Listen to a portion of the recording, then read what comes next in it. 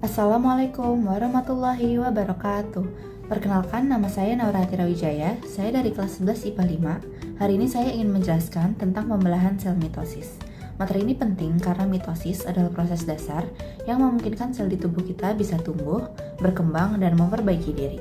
Jadi yuk kita bahas. Pertama, kita mulai dulu dari pengertiannya. Pembelahan sel mitosis adalah peristiwa pembelahan sel yang menghasilkan dua sel anak dengan jumlah kromosom yang sama seperti sel induknya. Proses ini sangat penting karena berfungsi untuk pertumbuhan sel tubuh, mengganti sel-sel yang rusak, dan menjaga jumlah kromosom tetap stabil. Selanjutnya, kita bahas ciri-ciri mitosis. Mitosis ini terjadi pada sel tubuh atau sel somatik. Hasilnya adalah dua sel anak yang identik dengan induknya. Prosesnya melalui tahapan utama yaitu interfase, profase, metafase, anafase, telofase, dan kemudian diakhiri dengan sitokinesis. Nah, sel anak yang dihasilkan punya jumlah kromosom yang sama dengan induknya dan masih bisa membelah lagi. Menariknya, proses mitosis ini bisa terjadi di semua tahap kehidupan, mulai dari masih muda, dewasa, sampai usia tua. Jadi, itu tadi ciri-ciri mitosis. Nah, sekarang coba perhatikan gambar berikut.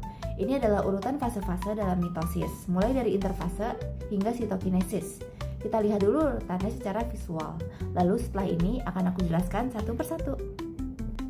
Baik, sekarang kita bahas tentang pembelahan mitosis.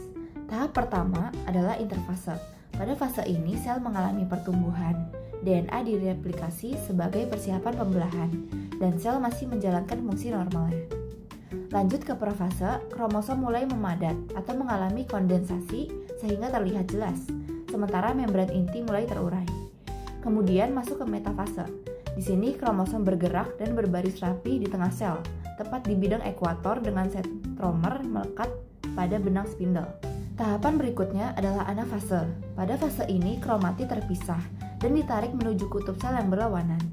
Inilah saat terjadinya karyokinesis atau pembelahan inti. Selanjutnya, telofase, kromosom kembali diuraikan menjadi benang kromatin. Membran inti serta nukleolus muncul lagi, dan di fase ini sitokinesis mulai berlangsung. Yang terakhir adalah sitokinesis, yaitu pembelahan sitoplasma yang menghasilkan dua sel anak identik dengan induknya.